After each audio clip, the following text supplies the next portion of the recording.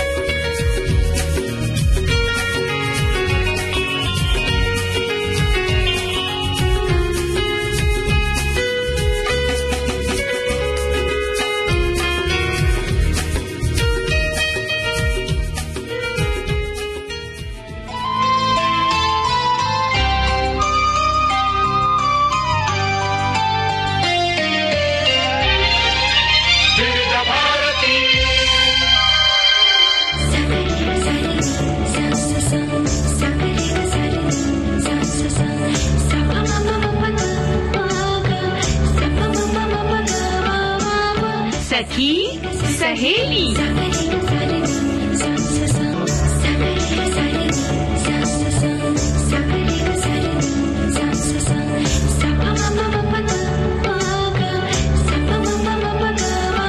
सखी सहेली।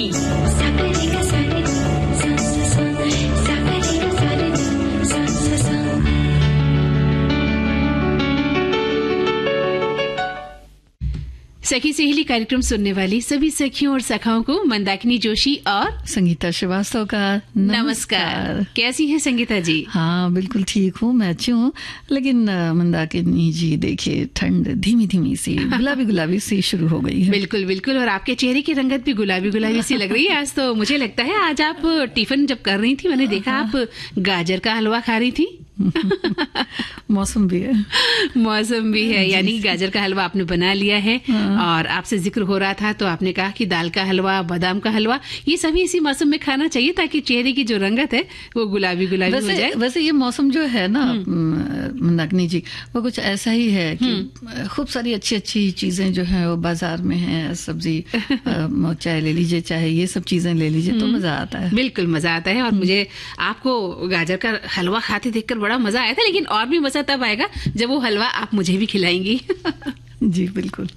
तो चलिए, हमारे श्रोता कहेंगे कि आज तो दोनों सखियां हलवे में ही उलझ गई हैं। और ये बताने ही नहीं वाली क्या कि आगे कौन कौन से कार्यक्रम होने वाले हैं। जी हाँ, आज हम बात करेंगे कुछ एक अंतर्राष्ट्रीय दिवस है, तो अपराध और नरसंहार के पीड़ितों का अंतर्राष्ट्रीय स्मरणोत्सव दिवस है।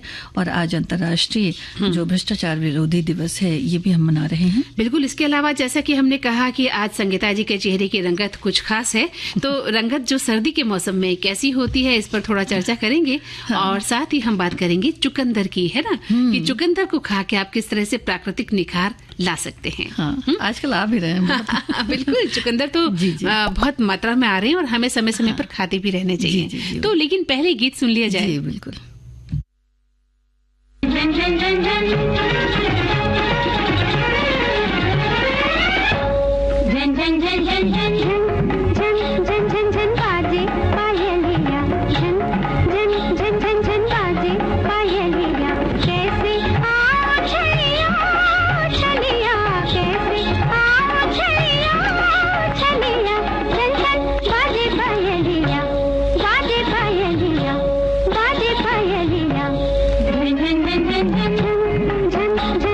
बाजे पायलिया, झन झन झन झन बाजे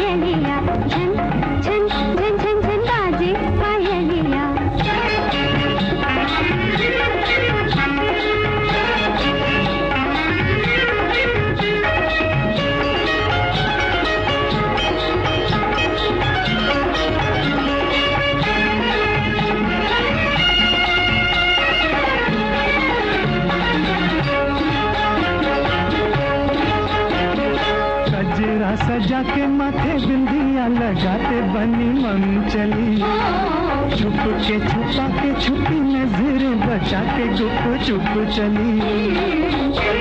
नयन नहीं डोले पलक नहीं खोले पधर बोले ना। झन झन झन झन झन झन झन झन झन बाजे पायलिया, झन झन झन झन झन बाजे पायलिया।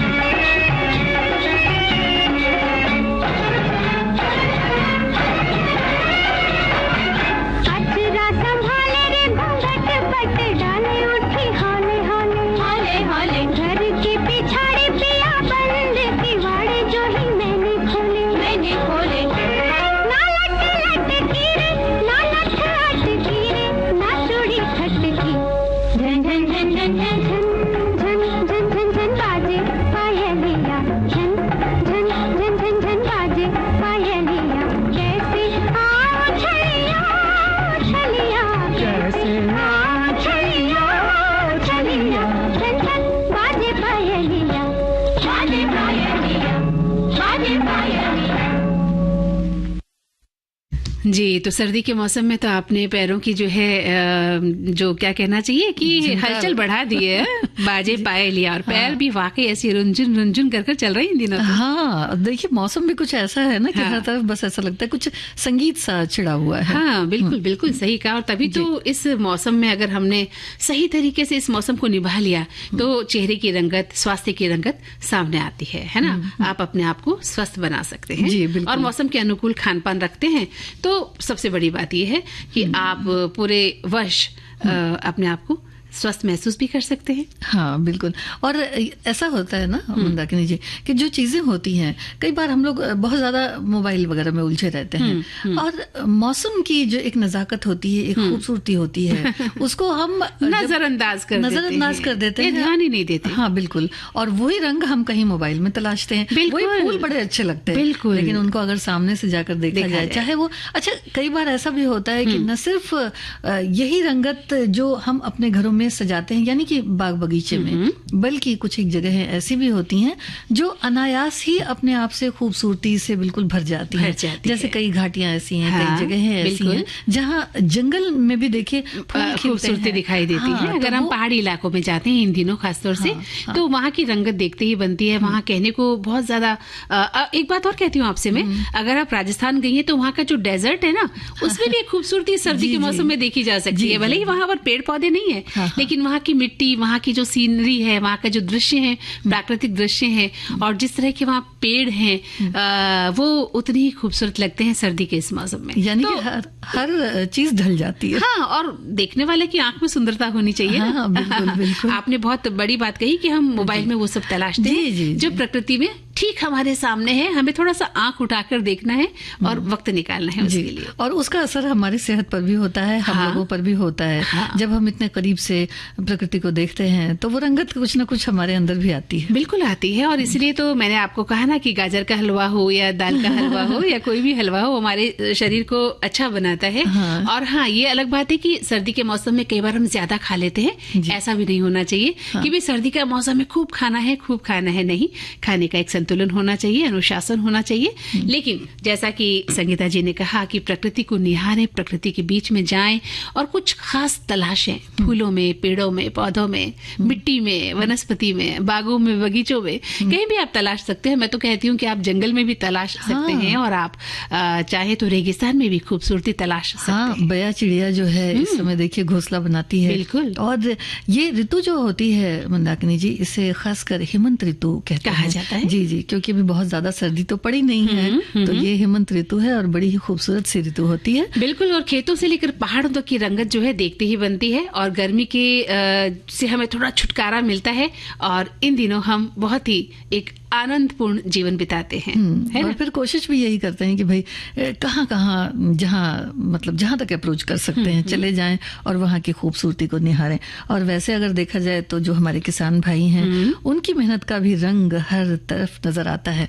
उनकी चाहे फसलों को देखें, चाहे उनके बाग बगीचों को देखें, सब्जियां जो उगाई जाती हैं, अनाज जो है, फल हैं, फूल हैं, तो इन्हें भी अगर पास से निहारें और तो ये खेत आजकल बड़े सुंदर हैं। और कुछ समय बाद देखिए सरसों भी आ जाएगी तो इसके जो पीले फूल होते हैं वो बहुत सुंदर लगते हैं। कई बार जब हम रेल में ट्रेन में जाते हैं तो हमें सामने खेत खलियान दिखते हैं और सरसों की जो क्यारियां हैं, पीली सरसों इतनी खूबसूरत लगती है कि मन करता है कि ट्रेन यहीं रुक जाए और हम इन वादियों में खो जाए। और बड़ी सुंदर सी लगता है, कोई जैसे चादर सी पड़ी है। बहुत सुंदर। और मौसम तो अच्छा है, लेकिन जो प्रकृति के नजारे हैं इस मौसम में हमें बहुत अच्छे लगते हैं, लेकिन नींद भी बहुत आती है। तो थोड़ा सा आलस्य हमें त्यागना है और रजाई से बाहर निकलकर प्रकृति को निहारना है, मौसम का आनंद लेना है, अनुशासित जीवन भी बिताना है। और ध्यान रखना है कि सर्दी का मौसम आ चुका है, चाहे हल्की सर्दी है चाहे ज्यादा सर्दी है, आपको गर्म कपड़े निकाल लेने हैं। जी।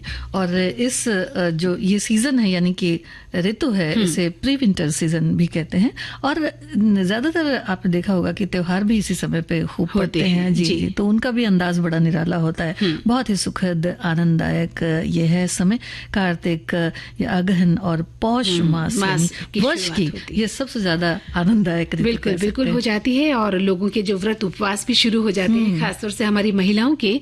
और इसके साथ ही आपका जो खान पान है उसमें थोड़ा सा बदलाव आ जाता है। दूध है, घी है, मक्खन है, गुड़ है, खजूर है, तिल है, सूखे मेवे हैं। इस ऋतु में हम खाना शुरू भी कर देते हैं। एक गीत सुन ले। बिल्कुल।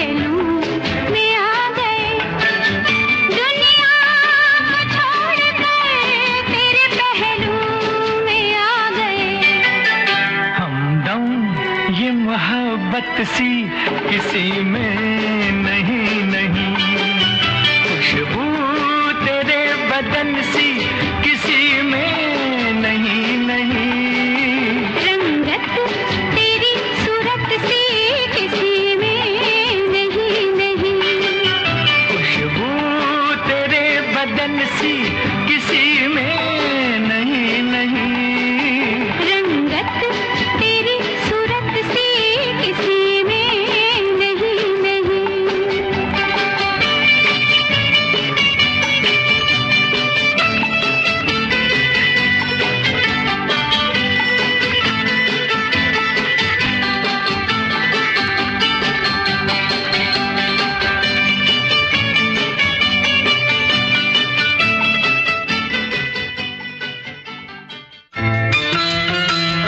भारती पर हर रोज दिन में 1 बजे विविध भारती की गीत माला आपके साथ। जन्म जन्म का साथ है तुम्हारा।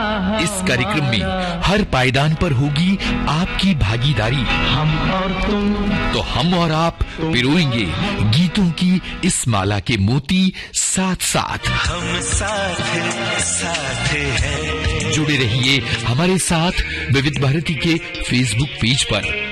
विविध भारती की गीत माला हर रोज दिन में 1 बजे। विविध भारती, आपका जीवन संगीत।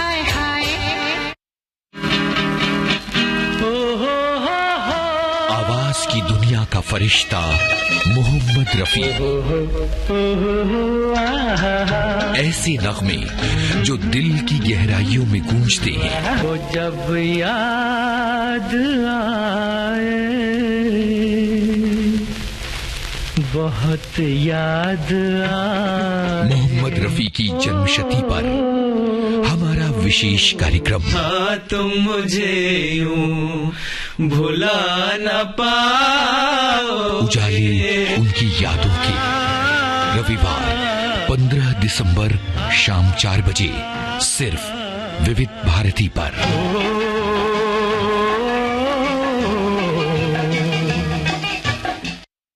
तो संगीता जी, हमने ठंड की बात शुरू करी और हमारे श्रोताओं ने भी लिखना शुरू कर दिया। हालांकि हम ठंड की बात कर रहे हैं, शबाब की बात कर रहे हैं, भी घूमना हो सकता है कुछ श्रोता जा रहे हैं। और वैसे भी आगे आने वाला जो समय है, क्रिसमस की छुट्टियों का समय है, तो लोग बाहर निकलना पसंद भी करते हैं, है ना। और वैसे अभी ठंड की बात हम कर रहे थे, तो अपने पूरे शबाब पर तो नहीं आई है ठंड, और कहते हैं कि सावधानी के साथ भी ठंड से बचाव करते हुए हमें घूमना है और अपने साथ गर्म कपड़े, ऊनी वस्त्र जितना भी है वो लेकर जाना है।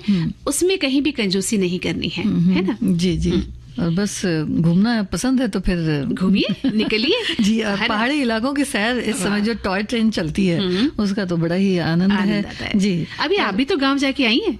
हाँ, जब भी आप बता रही हैं कि भाई जाइए और देख के आइए कि प्रकृति अपने कितने निखार पर है। बहुत तो आपका अनुभव कैसा रहा गांव का? हाँ जी, बहुत बढ़िया, बहुत बढ़िया रहा। जी जी, बहुत बढ़िया। तो हमारे श्रोताओं ने भी अपने संदेश लिखने शुरू कर दिए हैं। आप लिख रहे हैं कि मनुष्य सर्दियों की ठंड के प्रति संवेदनशील है, जो शरीर की कोर और सतह दोनों की गर्मी को बनाए रखने की शरीर की क्षमता से समझौता करता है। बर्फीली सतहों पर फिसलना सर्दियों की चोटों का एक आम कारण है। एक श्रोता लिख रहे हैं हमारे कि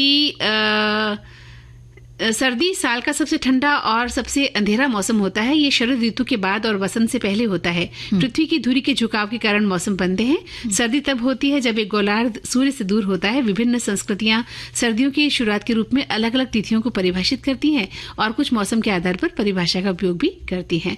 एक श्रोता लिख रहे हैं कि सर्दी का सबसे अच्छा फायदा है खान पान। सर्दी आदमी को मोटा कर देती है, कमजोर शरीर भी तंदुरुस्त हो सकता है। देसी घी, ड्राई फ्रूट्स, गर्म चीजें बहुत खानी चाहिए। हमारे शरीर को खाना लगता है इन दिनों, और सबके तन पर कपड़ों की भी भरमार होती है। रात में नींद बहुत गहरी और अच्छी आती है। जल्दी सोने की आदत भी जो है कम हो जाती है। और घर में ध्वनि जो पॉल्यूशन है उसमें भी कमी आती है। पंखे की आवाज, कूलर, एसी की आवाज में कटौती होती है और बिजली का बिल भी कम आता है। तो बड़े सारे फायदे हैं जी, बहुत सारे फायदे हैं। एक श्रोता लिख रहे हैं कि आजकल के खाने में मेथी, बथुआ, मूली, गोभी, आलू के पराठे बहुत पसंद आते हैं। मिक्स वेज सूप, मशरूम का सूप और तरह तरह के सूप बनने लगे हैं। घरों में हीटर ब्लोअर चलने लगे हैं। पूरी तरह से ठंड जारी है। अभी बारिश होने के बारे में भी ऐसी भविष्यवाणी है। ठंडक ऊपर से उफ कितनी ठंडी है हवा, लिखते हैं। और एक श्रोता लिख रहे हैं कि रंगत सर्दी के मौसम की अब पहले जैसी सर्दी कहाँ हो रही है। नहीं तो दीपावली के पहले ही गर्म कपड़ों के साथ रजाइयां भी निकल जाया करती थी, किंतु अब तक उनकी आवश्यकता ही मालूम नहीं पड़ रही है। केवल सुबह शाम की ही ठंड है और ऐसे में माहौल में गर्म पौष्टिक आहार सामग्री का ज्यादा सेवन करने से अपच या अन्य बीमारियां भी हो जाती हैं, क्योंकि ग्लोबल वार्मिंग का ही परिणाम है कि ऋतुएं विपरीत होती जा रही हैं। इसलिए कहते हैं, देखिए बीच बीच में हम लोग कितनी बातें भी करते हैं कि पेड़ लगाने चाहिए, क्योंकि इससे जो ऋतु परिवर्तन है उस पर बहुत असर पड़ता होगा, लेकिन हम जो है वो प्रकृति का दोहन करने में लगे हुए हैं। हाँ, तो इसी वजह से ये सारी चीजें हैं हो रही मतलब ठंड के मौसम में ठंड का एहसास नहीं होता। गर्मी में फिर लगता है कि बहुत ज्यादा गर्मी है। बारिश रहती है तो फिर पता ही नहीं रहता कि बारिश कब होगी। हर मौसम का जो एक खूबसूरती थी, हर मौसम का एक मजा होता था, वो मजा अब हमें उतना नहीं मिल पाता क्योंकि ग्लोबल वार्मिंग के कारण। जी। एक श्रोता लिख रहे हैं कि आज सुबह जब मैं मॉर्निंग वॉक के लिए घर का द्वार खोला तो बड़ी जोर से ठंडी हवा का झोंका आया। बिल्कुल सर्द बर्फीली हवा। वैसे तो मैं पूरी तरह से अपने को सर से पैर तक पूरी तरह गर्म कपड़ों से कवर रखती हूँ, फिर भी घर से बाहर आते ही ठंड पता चलती है। आज कुछ ज्यादा ही ठंड थी। वैसे ठंड धीरे धीरे बढ़ रही है। अदरक वाली चाय और कॉफी की चाहत भी होने लगी है। अच्छा खाने का मन बहुत करता है। रातें लंबी और दिन छोटे होने लगे हैं। तो चाय और कॉफी की इन्होंने बात करी, तो फिर वो जो अलाव जलाते हैं वो भी तो आजकल खूब जल रहे हैं। भाई जो पहाड़ी इलाके हैं, जो घाटी के इलाके हैं, वहाँ तो खूब सर्दी है, तो जो लकड़ी से जो आग जलाई जाती है, उससे ही तपिश जो है उनको मिलती है, गर्माहट जो है मिलती है। बॉन फायर भी बड़ा अच्छा लगता है। तो खूबसूरत स्मृतियां दर्ज हो जाती हैं आजकल जो मौसम चल रहा है।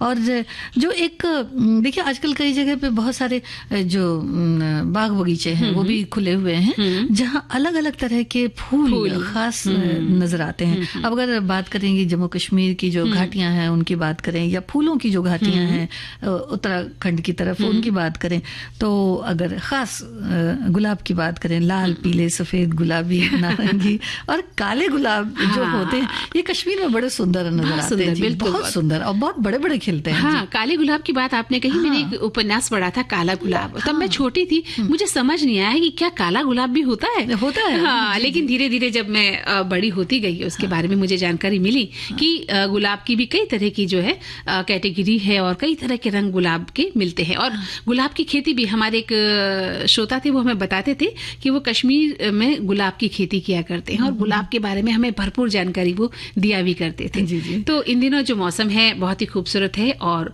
अगर आप अपने गांव जाना चाह रहे हैं तो वहां आप खूब हरे भरे चारागाह देख सकते हैं। पहाड़ी और मैदानी इलाकों में पशुओं और मवेशियों के लिए भी बहुत ज्यादा अभी आपको उनका भोजन जो है उपलब्ध मिल सकता है कि वो मवेशी जो है हाँ। पशुओं को चराते हैं। तो वहीं ठंड के मौसम में पंछियों का जो डेरा है वो भी हमें नजर आने लगा है। खूबसूरत पंछी जल स्रोतों के आसपास नजर आते हैं और बहुत खूबसूरत नजारा होता है ये, है ना। और देखिए हमारे एक श्रोता लिख रहे हैं कि नमस्ते करते हुए कह रहे हैं कि उन्होंने कहा है कि सर्दी के मौसम की रंगत की क्या कहने, सभी के परिधान रंगीन हो गए हैं, खेतों में फसल की हरियाली बढ़ने लगी है, हमें भूख भी अच्छी लगने लगी है और जो कुछ खाते हैं आसानी से पच भी जाता है। हर व्यक्ति सर्दी में चल भले ही ठिठुर रहा हो लेकिन सर्दी की एनर्जी बढ़ जाती है शरीर की और कोई काम करते हमें आलस नहीं रहता। नई नई सब्जियां बाजार में आ रही हैं, तरह तरह के साग सब्जियां आ रही हैं जो हर तरह से पौष्टिक हैं। सरसों का साग, पालक, मेथी, चौलाई, चना, मटर का साग सभी को पसंद आता है। बथुआ का साग पहिता देहात में च्यवनप्राश का काम करता है जो उड़द की दाल में बनता है। कीड़ों मच्छरों से निजात मिल जाने से भरपूर नींद इस मौसम की खास विशेषता है। हाँ, तो ये साग तो बड़े अच्छे लगते हैं खाने बहुत में। सुंदर जी। और अगर ये जो कैमरा वगैरह है लेकर जाते हैं तो देखिए जो फैशन है आज के समय में वो भी बड़ा अलग सा नजर आता है। स्वेटर है, शॉल है, तो बहुत अलग अलग सा तरह के। हाँ। और वो सारी चीजें जो है ना वो कैमरे में कैद हो जाती हैं। हाँ। तो एक गीत सुन ले। बिल्कुल।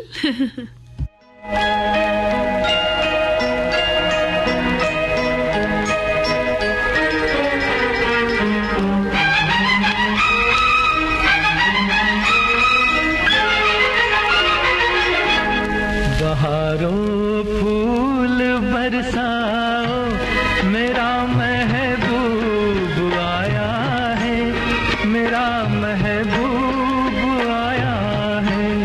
बहारों फूल बरसाओ, मेरा महबूब आया है, मेरा महबूब आया है।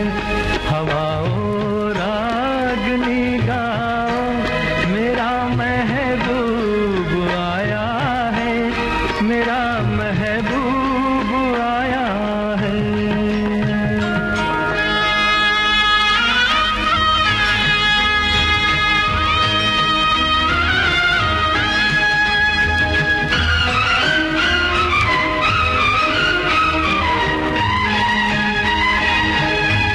ओ लाली फूल की मेहंदी लगा इन गोरे हाथों में,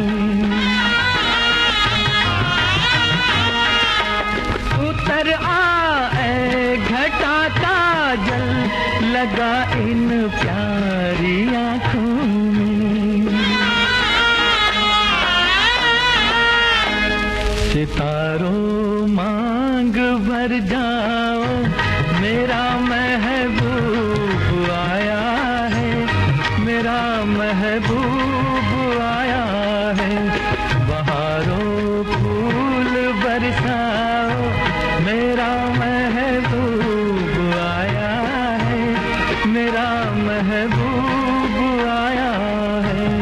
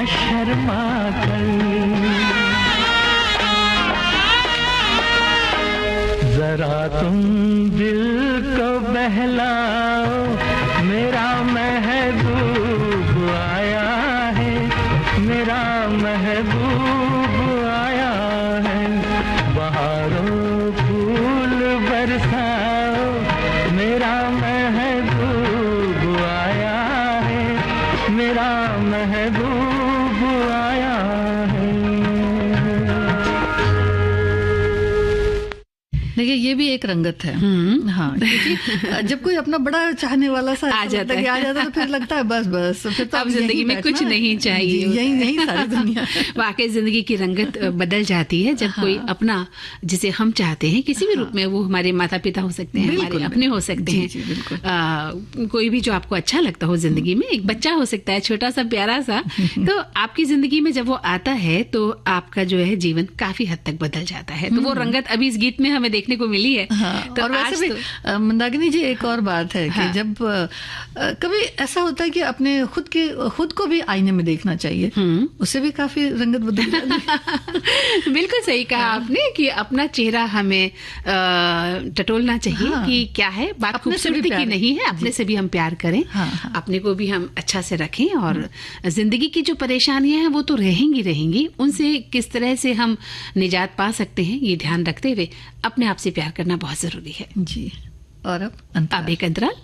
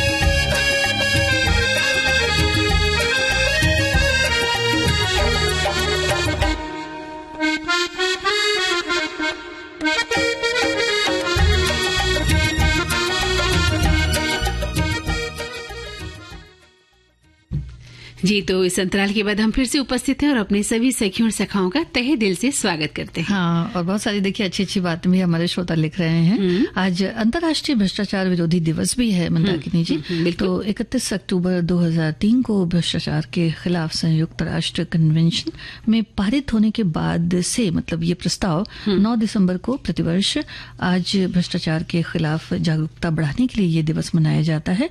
और ये बात तो बहुत लाजमी है, देखा जाता है कि बड़ी चुनौतियां बड़ा दिखाई पड़ती हैं आजकल के ज़माने में, तो उनका सामना करना कि किस तरह से हम इन चीज़ों से अलग रह सकें, दूर रह सकें, ये काफी हद तक अपने ऊपर भी निर्भर करता है, क्योंकि जागरूकता इसके लिए बहुत जरूरी है। बिल्कुल बिल्कुल। हाँ। तो आपने संगीता जी बहुत सही कहा, लेकिन अंतर्राष्ट्रीय भ्रष्टाचार विरोधी दिवस तो हम आज के दिन मनाते ही हैं। हाँ। लेकिन इससे पहले एक भ्रष्टाचार की जो परिभाषा है वो क्या है ये भी हमें थोड़ा मालूम होना चाहिए। तो जहां तक हम समझते हैं, जो लोग हैं, जो भी लोग हैं, आम लोग हैं, उनके द्वारा बेईमानी या धोखाधड़ी करना, और ये एक तरह का अपराध है जिसमें कोई व्यक्ति या संगठन अपने फायदे के लिए अवैध लाभ या शक्ति का दुरुपयोग करता है और भ्रष्टाचार की कई गतिविधियों में शामिल होता है, जैसे कि रिश्वत लेना, रिश्वत देना, है ना, और कई तरह के गबन करने और लोगों को डराना धमकाना, किसी तरह से अपने काम को पहले करवाना। मतलब ये तो एक क्यू होता है, एक क्यू लगती है कि आपके काम की बारी आएगी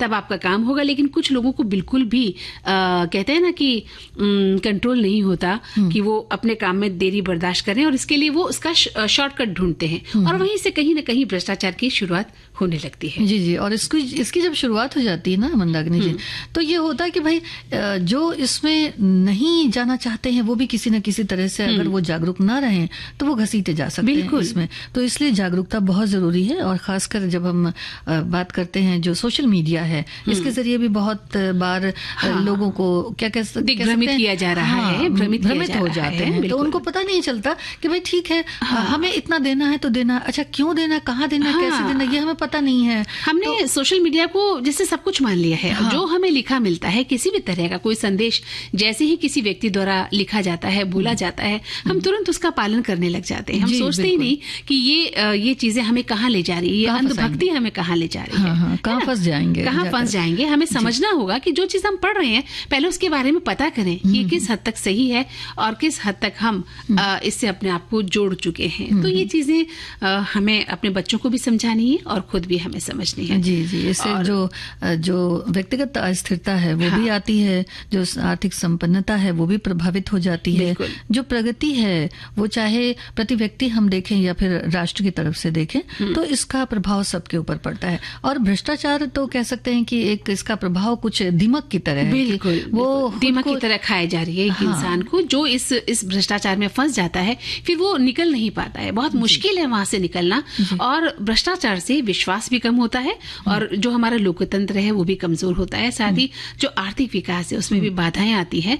और इसी भ्रष्टाचार से असमानता बढ़ रही है, गरीबी बढ़ रही है, सामाजिक विभाजन है, पर्यावरण का जो संकट है वो सभी बढ़ता नजर आता है। क्योंकि भ्रष्टाचार से देश के जो संस्थान है वो कमजोर होते चले जाते हैं और सामाजिक आर्थिक विकास में भी हमें बाधा आती है। जी जी, और एक और चीज होती है कि जैसे हम सोचते हैं कि भाई थोड़ा सा हम एक्स्ट्रा पैसे कमा लेंगे या थोड़ा सा अलग से हम कुछ लाभ ले लेंगे, लेकिन इसके पीछे की जो चीजें हैं वो नजर नहीं आती हैं कि मतलब ये कहाँ तक हमें प्रभावित करता है, या फिर एक पूरे स्टेट को प्रभावित कर सकता है, पूरे राष्ट्र को प्रभावित कर सकता है, पूरे विश्व को प्रभावित करता है, और यहाँ तक कि देश को कुछ इस तरह से प्रभावित कर सकता है। वैश्विक स्तर पर, वैश्विक स्तर पर हम इसे समझ सकते हैं कि जो भ्रष्टाचार है वो आपको वैश्विक स्तर पर भी नुकसान पहुंचा रहा है, और देश के लिए भी बहुत बड़ा बहुत मुश्किल है। और भ्रष्टाचार को देखा जाए तो संगीता जी आमतौर पर निजी लाभ के लिए सार्वजनिक पद का दुरुपयोग के रूप में हम परिभाषित करते हैं। हम निजी लाभ के लिए कुछ भी करने को उतारू हो जाते हैं। तो इसके लिए कुछ चीजें जो है वो बहुत सोचने की जरूरत है। जैसे कि अगर कोई व्यक्ति कुछ देता है या कुछ लेता है तो उसको समझने की जरूरत है। अनुचित कुछ लेन देन की बात हो या कुछ ऐसा लगे कि भाई धन का कहीं दुरुपयोग हो रहा है या निवेशकों को भी कभी इसका सामना करना पड़ सकता है, तो कुछ एक गैर कानूनी जो कार्य होते हैं वो इसमें नजर आते हैं। कुछ एक ऑनलाइन करप्शंस भी हैं। तो सब कुल मिलाकर के ये देखना चाहिए कि हम क्या कर रहे हैं, क्यों कर रहे हैं और उसके अंजाम क्या होंगे। सबसे बड़ी बात यह है। और देखिए भ्रष्टाचार तब होता है संगीता जी जब कोई व्यक्ति अपने अधिकार का उपयोग निर्णयों को प्रभावित करने के लिए करता है। जैसा कि हमने कहा कि एक समय होता है किसी काम का, लेकिन हम चाहते हैं कि हमारा काम तुरंत फुरंत हो जाए और हम उसके लिए किसी भी स्तर पर उतर आते हैं। तो वहीं से शुरुआत हो जाती है भ्रष्टाचार की। और जैसे ही कोई अन्य व्यक्ति बेईमानी या धोखाधड़ी वाला व्यवहार करता है, जैसे कि आपको रिश्वत देता है या रिश्वत मांगता है, आपको अनुचित उपहार देता है, आपके साथ दोहरा व्यवहार करता है, अंडर द टेबल लेन देन करता है ना, ये बहुत गहरी बात है। और धन का दुरुपयोग करता है और निवेशकों को धोखा देता है, ये सभी बातें भ्रष्टाचार के अंतर्गत आती हैं और हमें बहुत ही कदम सोच समझकर बढ़ाकर चलने चाहिए।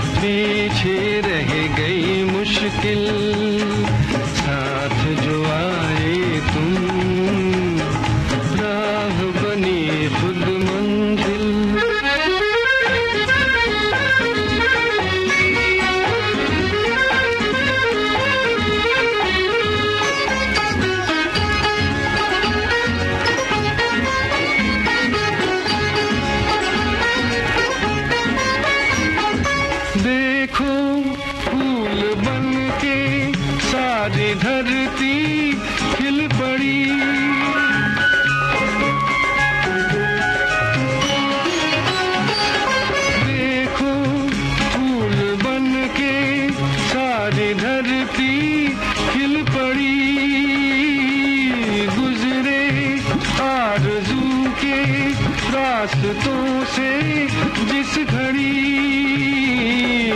जिस्म चुराए तुम, राह बनी खुद मंजिल, पीछे रह गई मुश्किल, साथ जो आए तुम, राह बनी खुद मंजिल।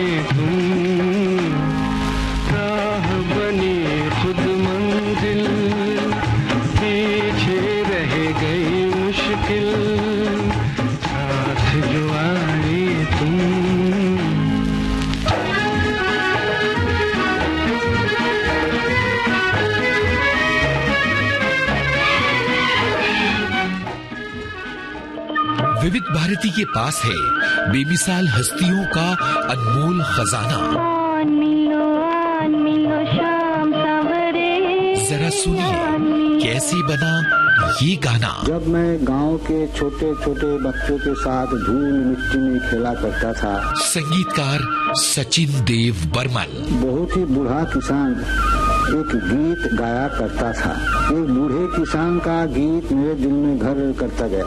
रंगीला रंगीला रंगीला रे रंगीला आमर छड़ियर बंधु कोई कोई गला रे बंधु रंगीला रंगीला।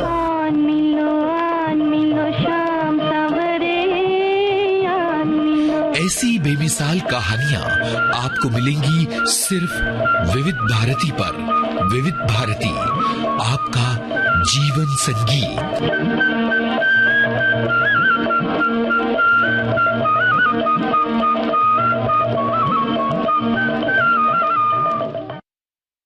जी, हम लोग जो बात कर रहे थे मंदाकिनी जी, उसी संदर्भ में ये है कि जो सामान चीज हम खरीदने जाते हैं उसमें भी बहुत बार हम लोगों को अलर्ट रहना पड़ता है कि हम तो जो पैसे देते हैं तो 500 रुपए है या जो भी है, तो उसके जो हमें छुट्टे मिलते हैं, जो चेंजेस मिलते हैं, उसको हमको ठीक से देखना चाहिए कि भाई ये नोट सही है कि नहीं है। तो इसकी भी पहचान जरा सा आप समझ के करनी है, क्योंकि ये भी एक तरह का बहुत बड़ा धोखा है जो समाज को क्या पूरे देश को खोखला करता है। बिल्कुल आपने सही कहा कि जब भी आप किसी का पैसे का लेन देन करना जाते हैं तो जब वापसी में जो पैसा आपको मिलता है उसको ध्यान से लें कि कहीं वो नकली नोट तो नहीं है। बहुत कम गुंजाइश हो सकती है, लेकिन फिर भी हो सकता है बहुत कुछ दुनिया में। जब बात भ्रष्टाचार की चल रही है तो कहीं भी कुछ हो सकता है। तो पहले से उन नोटों को आप चेक कर लें। सावधानी बरतें, कहने का मतलब हर चीज में सावधानी बहुत जरूरी है। और आज के दिन नहीं कि आज खास दिन है, बल्कि अपने जीवन में इस जो है सतर्कता को एक हिस्सा बना लीजिए कि आप कहीं भी कोई लेन देन करेंगे तो सतर्क होकर करेंगे। और संगीता जी, हमारे एक श्रोता लिख रहे हैं कि अंतर्राष्ट्रीय भ्रष्टाचार विरोधी दिवस हर साल आज ही के दिन मनाया जाता है और इसकी शुरुआत 2003 में हुई थी। इसको मनाने का मकसद भ्रष्टाचार के बारे में लोगों को जागरूक करना था। इससे निपटने के लिए सरकार ने बहुत कदम उठाए हैं, बहुत जोर भी दिया जा रहा है और ये हर आदमी का फर्ज है कि भ्रष्टाचार के खिलाफ खड़ा हो और सरकार का साथ दे, तब जाकर भ्रष्टाचार पर रोक लगती है। सबसे पहले हमारी जिम्मेदारी है, बाद में हम सरकार पर इसकी जिम्मेदारी डालें।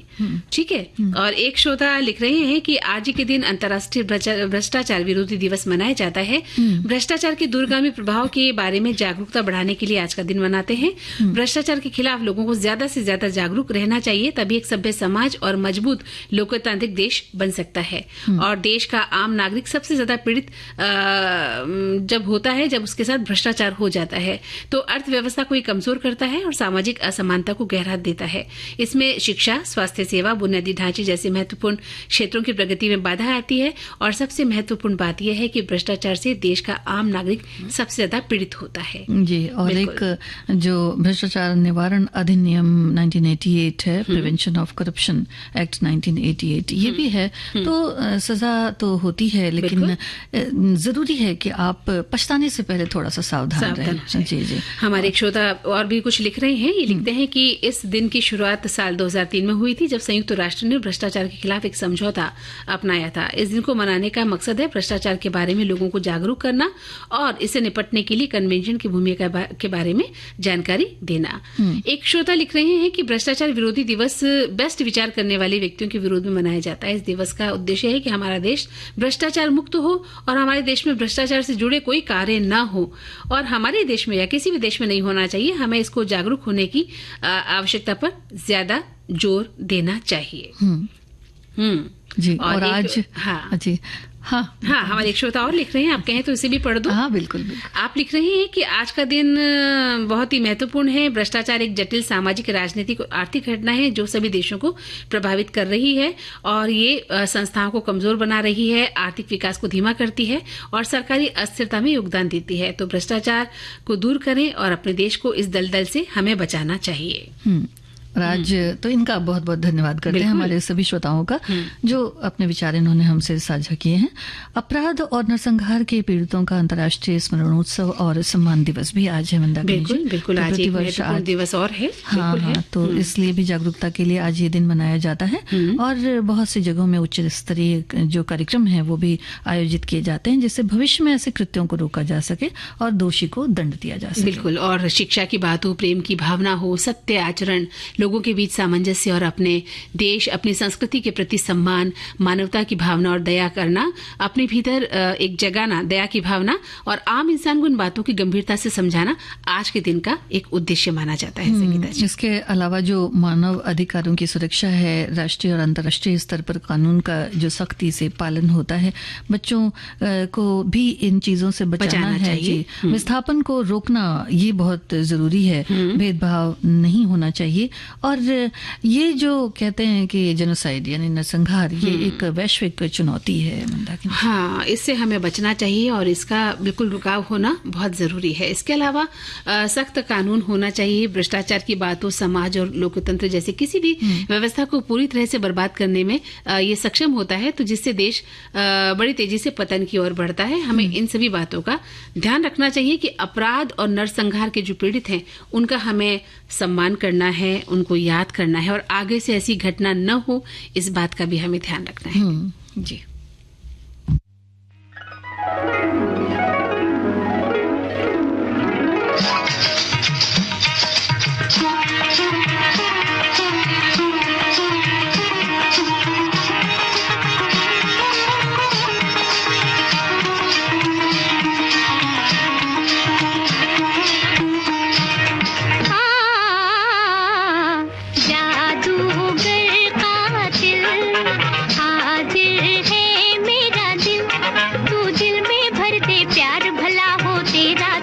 तेरी नौजवानी की कसम,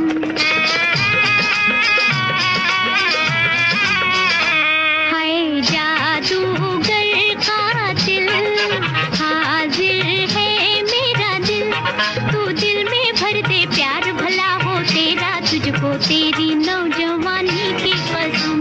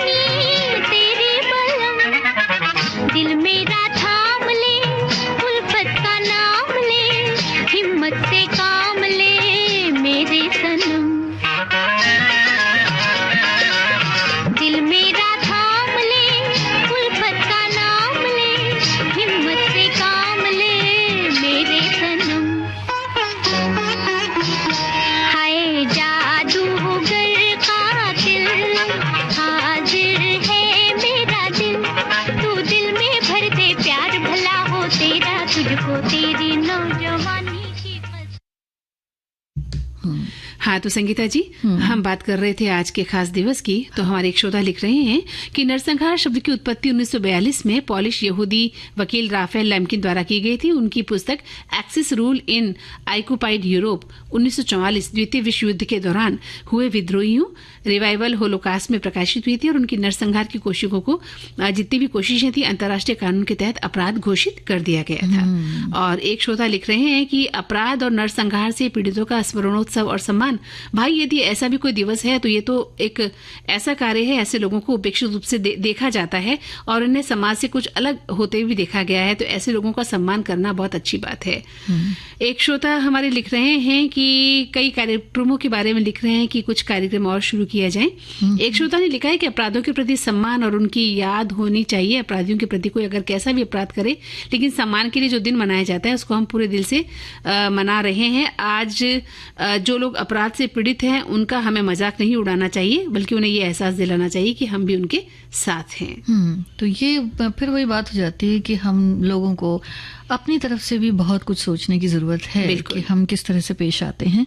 और ये दिन तो इसलिए खास मनाया जाता है, तो इस बात को हमेशा ध्यान में रखना चाहिए। हाँ, नहीं कि ये दिवस ही हो गया तो बस, बल्कि इन चीजों को हमेशा ध्यान में रखना चाहिए। और आज बात करते हैं जो प्रकृति की बात हमने काफी करी है जी, तो थोड़ी निखार की बात भी कर लेते हैं। तो जो आज कल जो सब्जियां आ रही हैं या जो चीजें हम रसोई में खूब सारी हरी भरी देख रहे हैं, तो उनमें चुकंदर का जो रस है वो भी बड़ा खास फायदेमंद है, चाहे उसे पिया जाए और चाहे तो फिर उसका अलग अलग तरह से हम उपयोग कर सकते हैं। हाँ, पाउडर। वैसे चुकंदर को जब हम देखते हैं ना तो लेने की इच्छा नहीं होती है संगीता जी, वो इतना सूखा रूखा उदास सा दिखता है गोल गोल सा मटमैला सा पड़ा हुआ, उसको देखकर बिल्कुल मन नहीं करता कि हम चुकंदर उठाएं और खा लें, है ना।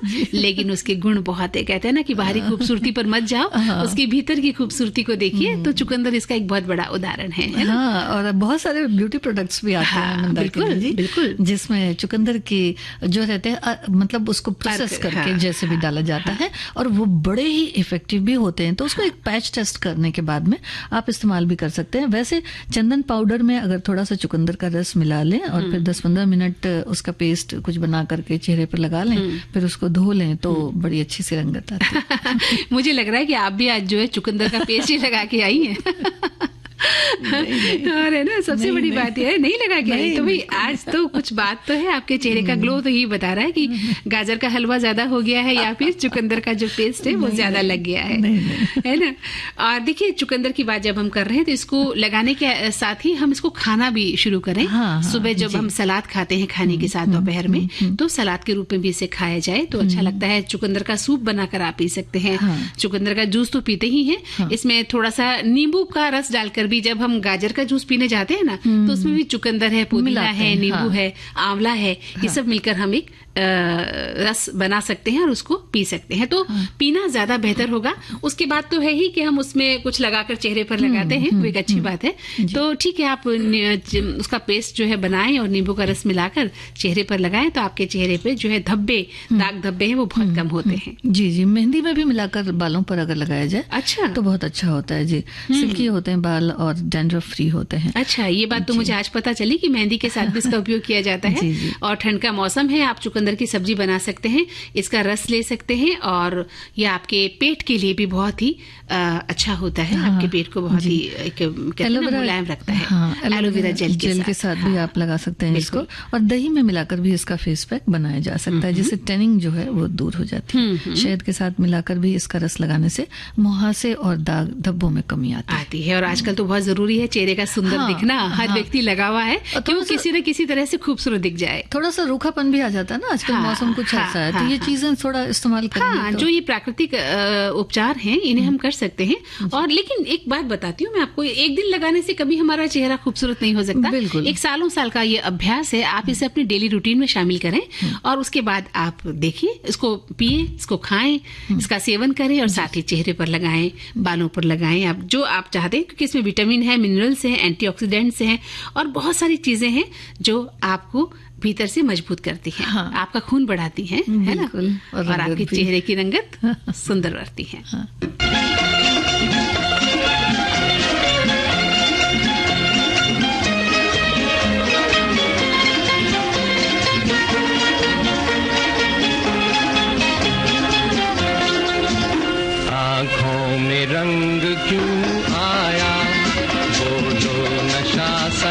छाया, हमको ये राज बतलाओ, दिल खो के तुमने क्या पाया। चमकी नसीब की राहें, हम क्यों न आज इतराए, राहों से हट गए कांटे, तो फूल क्यों न मुस्कुराए। आँखों में रंग क्यों आया।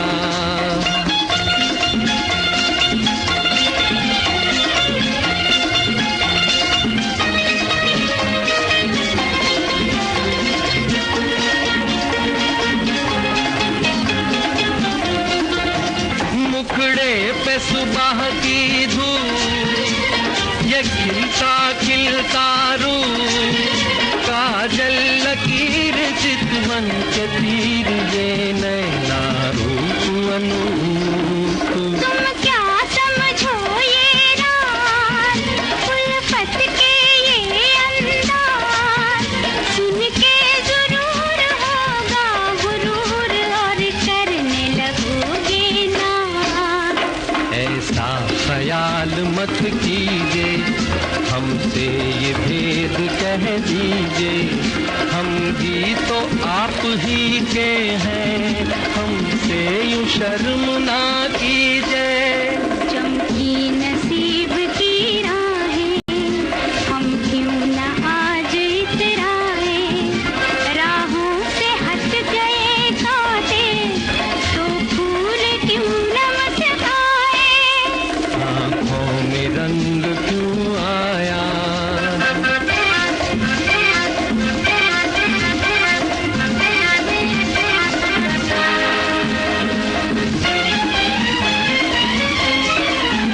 तरसाओ न यूं हमदम, तुम्हें ना दो अदा की कसम, जल्दी से बोल दो ये राज खोल दो, पर्दा उठा दो सनम। हरगिज़ न कहूँगी ये बात, जोड़ोगे न जब तक हाथ, बन के नसीब रहना करीब, यूं तारा चांद के साथ। तुमसे जुदा न होंगे हम, बदले हजार ये आलम, हम तुम पे जान दे देंगे, गाती है सांस की सरगम। आँखों में रंग। हाँ जी, तो संगीता जी, हमारे श्रोता तो लगातार हमें लिख रहे हैं चुकंदर के बारे में, हालांकि समय हमारे पास कम है और श्रोताओं के जो विचार हैं बहुत ज्यादा आए हैं। एक श्रोता लिखते हैं कि चुकंदर के रस में बीटा लेस होता है, जो शरीर में ब्लड जो कोशिकाएं हैं उनको बढ़ाता है और जिससे त्वचा का रंग निखरता है। एक श्रोता लिखते हैं कि चुकंदर रक्तचाप को नियंत्रित रख सकता है, इससे हृदय रोग और स्ट्रोक का खतरा भी कम हो जाता है। चुकंदर खाने से ऑक्सीजन के उपयोग और सहन शक्ति में सुधार करके आप अपनी शक्ति को बढ़ा सकते हैं। एक श्रोता ने लिखा है कि मैंने चुकंदर को चेहरे पर तो नहीं लगाया है, लेकिन इसका सेवन जरूर किया है और इसका सेवन करने से मैं काफी हष्ट-पुष्ट अपने आप को महसूस करता हूँ। ये ब्यूटी प्रोडक्ट्स में बहुत यूज होता है। ये बात और है कि हम लोग नहीं यूज करते हैं, जो लोग नहीं, लेकिन ये ब्यूटी प्रोडक्ट्स में बहुत यूज होता है। लेकिन तो चलिए, आज आपने जो बताया है, मुझे लगता है कि अब हम ब्यूटी प्रोडक्ट्स में इसको यूज करना शुरू कर देंगे। और अब तो कार्यक्रम का समय बिल्कुल समाप्त हो चला है। इजाजत सभी को, संगीता श्रीवास्तव और मंदाकिनी जोशी का नमस्कार।